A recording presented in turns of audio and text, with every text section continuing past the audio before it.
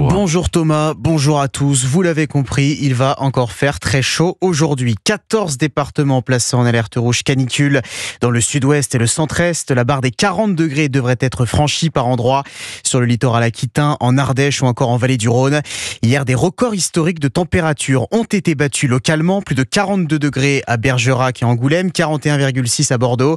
Mais alors, comment ces données sont-elles mesurées par Météo France? Les explications de Margot Bongrand.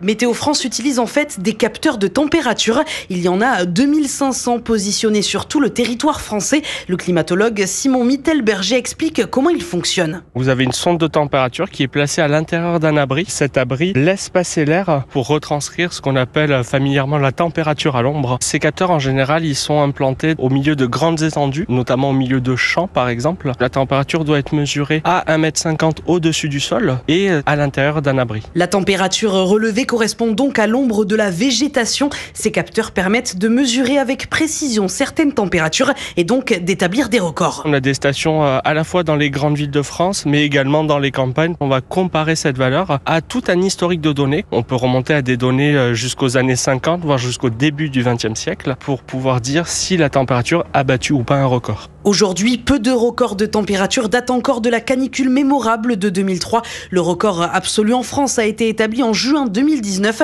46 degrés avaient été mesurés dans le Gard. Toulouse, Margot Bongrand, Europe 1.